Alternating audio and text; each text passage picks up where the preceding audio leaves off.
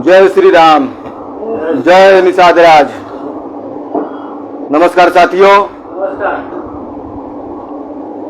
आज मां गंगा निषाद राज सेवा समिति के प्रधान कार्यालय में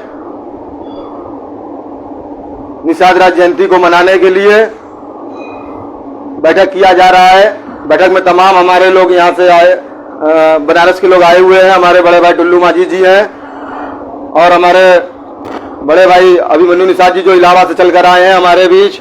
हमारे राष्ट्रीय सचिव हरिचंद्र बिंद जी हैं, सौरभ साहनी एडवोकेट चिकू जी हैं और हमारे समिति के पदाधिकारी हैं गोलू साहनी जी हैं और केदार माझी जी हैं, भोला माझी जी हैं, बाबू साहनी बरना सराय मुआने चल के आए हैं।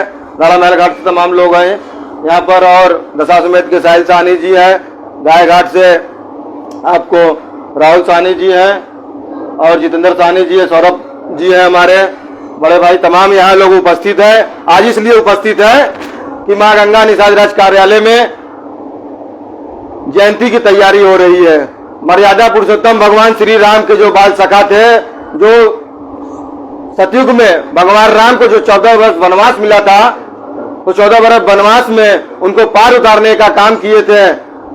आज मर्यादा पुरुषोत्तम भगवान श्री राम के बाल सखा का निषाद राज जी का जयंती जो 13 अप्रैल को नवरात्र को पंचमी को आता है, उसको बड़ी हर्षोल्लास से मनाने के लिए आज हम लोग यहाँ पर बैठक कर रहे हैं कि ये निषाद राज जयंती की शोभा यात्रा जो हर वर्ष की भांति दशाश्वमेध चितरंजन पार्क से निकलकर बाबा विश्वनाथ के गेट होते हुए, गदोलिया होते हुए, जगमबाड़ी होते हुए और मदनपुरा क्षेत्र, सोनारपुरा, गौरीगंज, शिवाला और 80 के तमाम लोग उपस्थित और पूरे बनारस के माझी समाज लोग उपस्थित होते हैं। आनंदोमय अस्पताल से होते हुए भगवान श्री निषाद राज का एक घाट बनाया गया है 80 के समीप। उनका भव्य मंदिर है, वहीं पर भंडारा का आयोजन होता है, वहीं उनका भव्य श्रृंगार होता है निषाद राज जी का।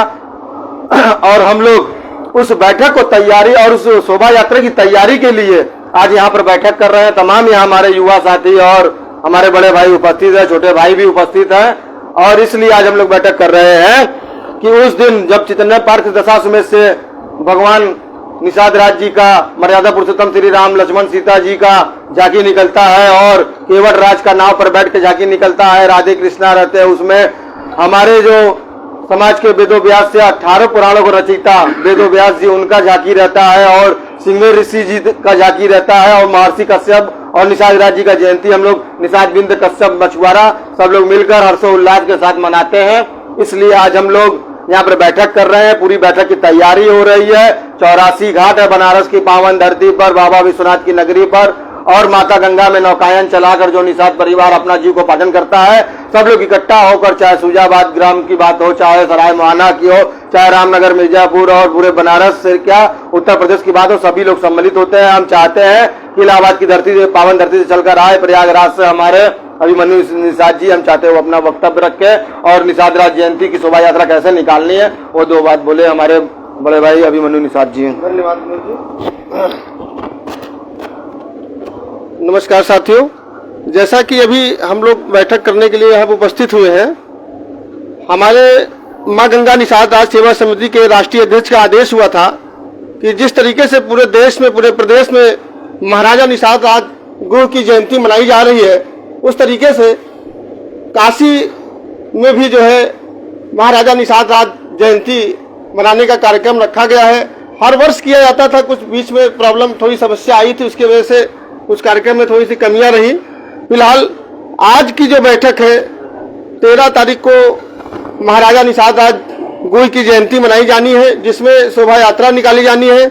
उसी परिप्रेक्ष्य में हम लोग यहाँ एकत्र हुए हैं और सभी साथियों से निवेदन है कि अपना अपना सुझाव जरूर दें कि हमें किस तरीके से शोभा यात्रा में कार्यक्रम को आगे ले जाना है, कैसे क्या उसकी रूपरेखा है, उसके बारे में सभी लोग जो है कुछ न कुछ हमें बताएंगे। और मैं राष्ट्रीय सचिव श्री हरिचंद्र बिंद जी का भी आभार प्रकट करता हूं। ये हमेशा ही जो है समाज के कार्यक्रम में बढ़ चढ़कर हिस्सा लेते हैं और जगाने का काम भी करते हैं। तो मैं चाहूंगा कि अब हरिचंद्र बिंद जी से भी आप इस बारे में थोड़ा सा। हमारे बीच में युवा साथी और संघर्षों के साथी, और जब जब आफत आता था 84 घाटों पर, चाहे क्रूज चलता हो, चाहे पुलिसिया उत्पीड़न होती थी, उसमें बढ़ चढ़कर हिस्सा लेने वाले छोटे जितने भी साथी आए हैं, ये लोग बनारस के महत्वपूर्ण लोग हैं, जिनको चिंता है अपने समाज की, अपने समाज की पहचान की और अपने समाज के महापुरुषों की। तो इनकी चिंता जायज है, क्योंकि जब हम अपने इतिहास को याद रखते हैं तो हमारा वर्तमान भी उतना ही मजबूत होता है और इतिहास को भूलने वालों का अस्तित्व ही खत्म हो जाता है।